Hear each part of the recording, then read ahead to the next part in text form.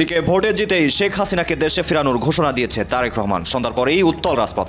ভারত কি তার বহু পুরনো মিত্র আওয়ামী লীগের থেকে ধীরে ধীরে দূরে সরে গিয়ে এখন নতুন করে বিএনপির দিকে মনোযোগী হচ্ছে? মাঠে নেমেছে জামাত বিএনপি। রণক্ষেত্র উত্তর ঢাকার রাজপথ, ভয়ানক সংঘর্ষ। বলেছে যে কারো রাজনীতি নিষিদ্ধ করা যাবে না। এখন এগোতে গেলে আওয়ামী লীগকে দরকার। আওয়ামী লীগ খুব দ্রুত বাংলাদেশের রাজনীতিতে আসবে। ভারত ও আওয়ামী লীগ এই সম্পর্ক কেবল রাজনৈতিক নয়, প্রায় ঐতিহাসিক। ৭১-এর যুদ্ধ, স্বাধীনতার পর রাষ্ট্র গঠন, সীমান্ত নিরাপত্তা, উত্তর পূর্ব ভারতের বিদ্রোহ দমন, ট্রানজিট, বিদ্যুৎ সবকিছুতে দিল্লির সবচেয়ে নির্ভরযোগ্য অংশীদার ছিল আওয়ামী লীগ। বড়াইগ্রামে বিএনপি ও জামাত সমর্থকদের মধ্যে তুমুল সংঘর্ষের ঘটনা ঘটেছে। এ সময় কয়েক রাউন্ড গুলিবর্ষণ করা হয়। এতে উভয় পক্ষের নেতাকর্মী সহ অন্তত ৬ জন আহত হয়েছেন। আওয়ামী লীগ নয়, স্বার্থের খাতিরে দিল্লির নতুন হিসাব। বন্ধুত্বের হাত বিএনপির দিকে। দক্ষিণ এশিয়ার রাজনীতিতে বন্ধুত্ব কখনো আবেগের হয় না। জানিয়ে দিব এই মাত্র পাওয়া সর্বশেষ গুরুত্বপূর্ণ আপডেট খবর। দর্শক, এত সময় শুনছিলেন সংবাদ শিরোনাম, এবার থাকছে বিস্তারিত। তার আগে ছোট্টটা রিকোয়েস্ট করতে চাই, যারা এই ধরনের নিউজ দেখতে ভালোবাসেন দেরি না করে চ্যানেল সাবস্ক্রাইব করে বেল আইকনটি অল করে দিবেন। তাহলে কথা লম্বা না করে চলুন ভিডিওটি শেষ পর্যন্ত দেখতে থাকি। এই নির্বাচন সংবিধান মেনে হয়েছে, কিন্তু গণভোট কি সংবিধান মেনে হয়েছে? না, হয়নি। বাংলাদেশের বিদ্যমান সংবিধানে গণভোটের কোনো বিধান নেই। সেই কারণে এই গণভোট ছিল সম্পূর্ণ অবৈধ। অন্তর্বর্তী সরকার সংবিধান মেনে চলার এবং সংবিধান রক্ষার নামে শপথ নিয়েছিল, অথচ গণভোট আয়োজনের মাধ্যমে তারা নিজেদের শপথই ভঙ্গ করেছে। বিএনপি 2/3 সংখ্যাগরিষ্ঠতা অর্জন করেছে। এই সাংবিধানিক ক্ষমতা বলে বিএনপি শুধু জুলাই সনদকে প্রত্যাখ্যান নয়, বরং চাইলে অন্তর্বর্তী সরকারের সকল অবৈধ কার্যক্রমকেও অসাংবিধানিক ঘোষণা করতে পারে। তাদের সাংবিধানিক লঙ্ঘন এবং অবৈধ কর্মকাণ্ডের বিচারও সম্পন্ন করতে পারে। সংবিধান অনুযায়ী জনপ্রতিনিধিদের হাতেই চূড়ান্ত ক্ষমতা, কোনো অবৈধ গণভোটের হাতে নয়। হয়তো সেই কারণেই অন্ততপক্ষে 7 থেকে 8 জন উপদেষ্টা এখন তাদের কোনো হদিস নেই। গতকাল তারা ভোট দিতেও যাননি। অনেকে বলছেন তারা দেশের বাইরে চলে গেছেন, কারণ তারা মনে করছেন বিএনপি এই কাজ করতে পারে।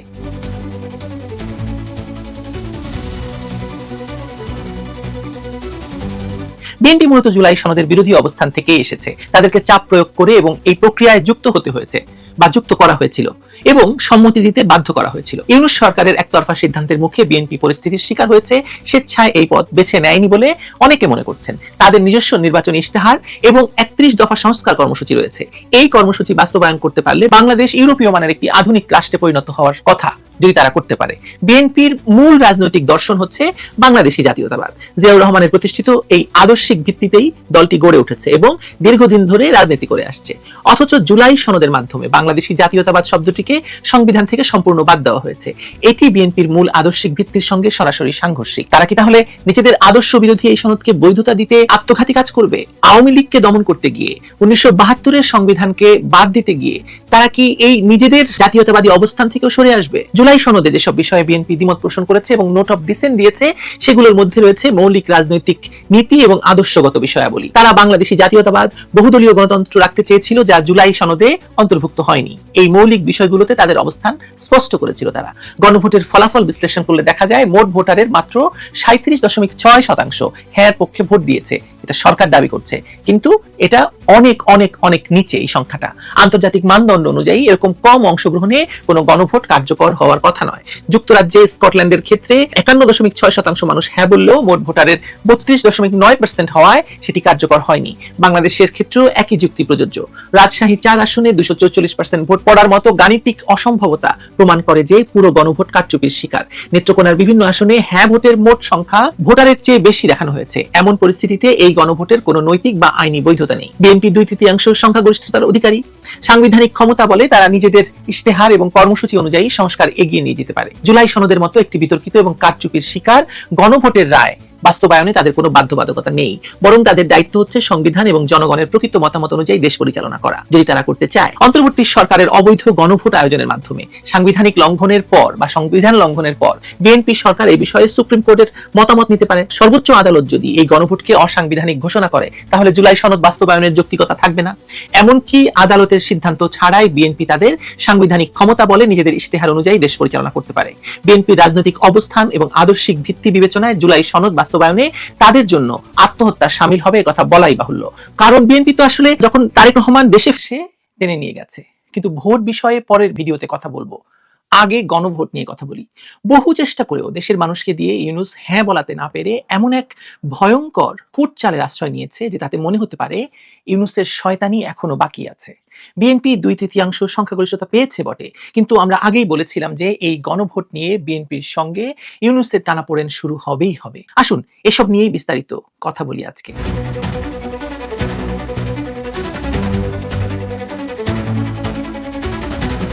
গণভোটে হ্যাঁ ও না মিলিয়ে মোট ভোট পড়েছে প্রায় 11.88%, অর্থাৎ 12% কিছু কম। তাহলে প্রশ্ন হচ্ছে, একই নির্বাচনে মোট ভোট কিভাবে 59% হলো? বাংলাদেশের ল অব দ্য ল্যান্ড হচ্ছে এক্সিস্টিং সংবিধান। সেই সংবিধান মতে এই গণভোটের রায় কার্যকর করার বাধ্যবাধকতা থাকতে পারে না। নতুন সরকার এই বিষয়ে সর্বোচ্চ আদালতের মতামত চাইতে পারে এবং এই গণভোটের রায় সংসদ নির্বাচনের আউটকামের সঙ্গে কনফ্লিক্টিং। বর্তমান সংবিধান মতে 2/3 জনপ্রতিনিধি চাইলে সংবিধান সংশোধন করতে পারে। বিএনপি সেই সংখ্যাগরিষ্ঠতা পেয়ে গেছে। এখন বিএনপি ঐক্যমত্য কমিশনের যেসব প্রস্তাবে নোট অফ ডিসেন্ট দিয়েছে সেগুলো বাস্তবায়নের বাধ্যবাধকতা তৈরি করছে গণভোটের রায়।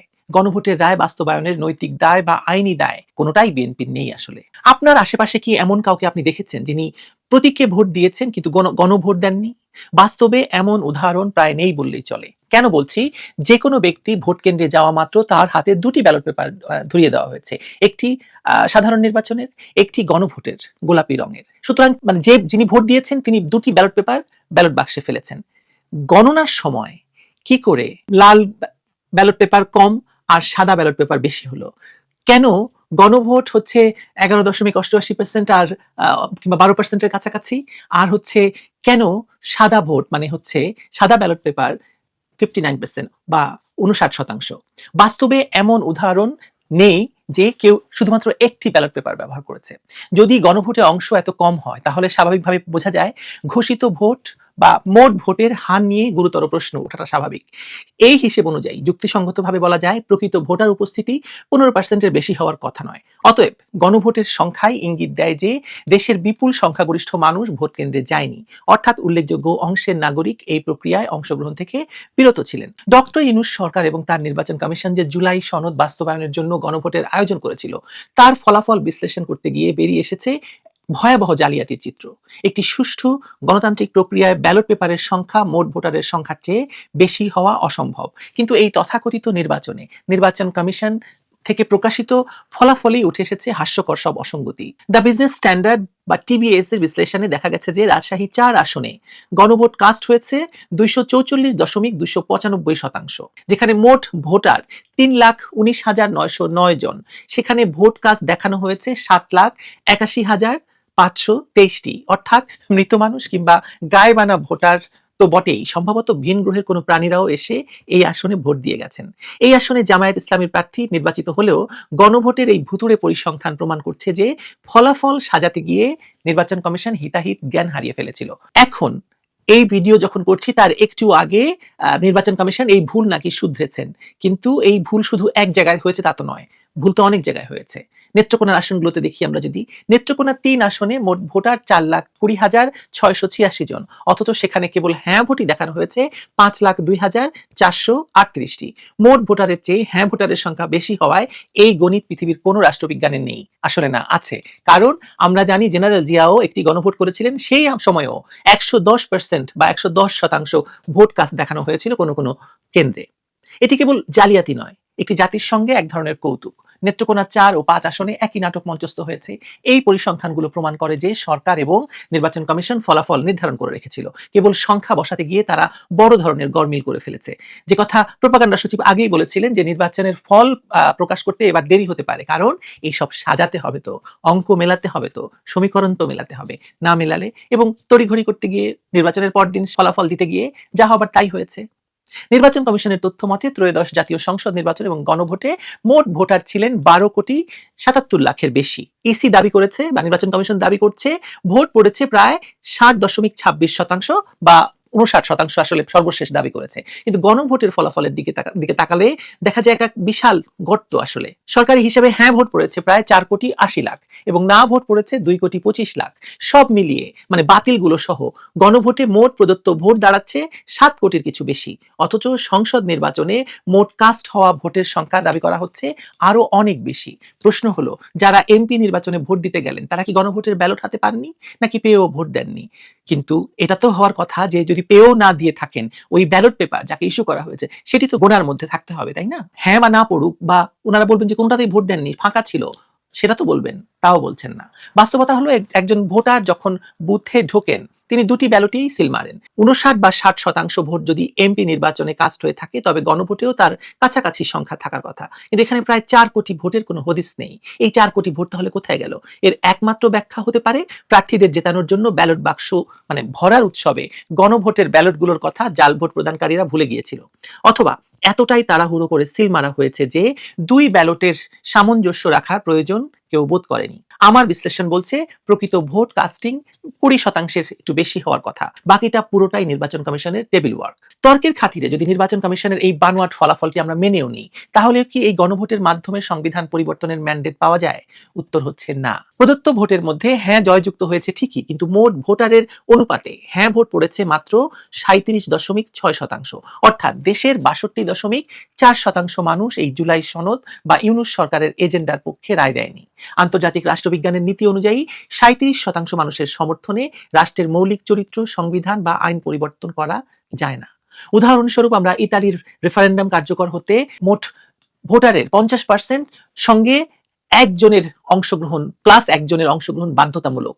আমি আরো কয়েকটা উদাহরণ দিতে পারি। ইংল্যান্ডে যেরকম যখন ব্রেক্সিট গণভোট হয়েছিল তখন 50% বেশি মানুষকে ভোট দিতে হয়েছে ব্রেক্সিটের পক্ষে। হাঙ্গেরিতে 2016 সালের অভিবাসন বিরোধী গণভোটে 98% মানুষ সরকারের পক্ষে রায় দিয়েছিল, কিন্তু মোট ভোটার উপস্থিতি ছিল 44% বা 44%, তার মানে 50%-এর কম। ফলে সেই গণভোট বাতিল হয়ে যায়। স্কটল্যান্ডে 1979 সালে 51.6% মানুষ হ্যাঁ বলার পরেও মোট ভোটারের 40% সমর্থন না থাকায় স্কটল্যান্ড ইংল্যান্ড থেকে বা ইউকে যুক্তরাজ্য থেকে বেরিয়ে যাওয়াটা কার্যকর করতে পারেনি। সেখানে বাংলাদেশে মাত্র 37.6% মানুষ, যার অর্ধেকই আমার মনে হয় সম্ভবত জাল ভোট। মানুষের দোহাই দিয়ে গণতন্ত্র, ধর্মনিরপেক্ষতা এবং বাঙালি জাতীয়তাবাদের মতো মৌলিক বিষয়গুলো সংবিধান থেকে মুছে ফেলার চেষ্টাটা কতটা যৌক্তিক সে প্রশ্ন আপনাদের কাছে রাখছি। এটি স্পষ্ট যে এই গণভোটের মাধ্যমে অর্জিত তথাকথিত ম্যান্ডেট আসলে অন্তঃসার শূন্য। এত কারচুপি, 244% কাস্টিং এবং প্রশাসনিক চাপের পরেও দেশের গুরুত্বপূর্ণ কিছু জনপদে না ভোটের জয় প্রমাণ করে যে মানুষ এই চাপিয়ে দেওয়া সংস্কার মেনে নেয়নি। বিশেষ করে পার্বত্য চট্টগ্রামের 3টি আসন খাগড়াছড়ি, রাঙামাটি, বান্দরবান এবং গোপালগঞ্জের 3টি আসনেই না ভোট বিপুল ব্যবধানে জয়ী হয়েছে। আওয়ামী লীগের দুর্গ হিসেবে পরিচিত গোপালগঞ্জে হ্যাঁ চেয়ে 3 গুণ বেশি না ভোট পড়েছে। এছাড়া ঝিনাইদহ, সুনামগঞ্জ এবং চট্টগ্রামের বেশ কিছু আসনে না জয়ী হয়েছে। এই 11টি আসনের মধ্যে 10টিতেই বিএনপির প্রার্থীরা জয়ী হয়েছেন। এটি ইঙ্গিত দেয় যে বিএনপির তৃণমূলের একটি বড় অংশ এই জুলাই সনদ বা ইউনুসীয় সংস্কারের বিপক্ষে অবস্থান নিয়েছে, যদিও দলটি প্রকাশ্যে নির্বাচনে অংশ নিয়ে হ্যাঁ ভোট দেওয়ার কথা বলেছিল। তার মানে হচ্ছে এই গণভোট এবং নির্বাচন এক নতুন রাজনৈতিক সংকটের জন্ম দিচ্ছে।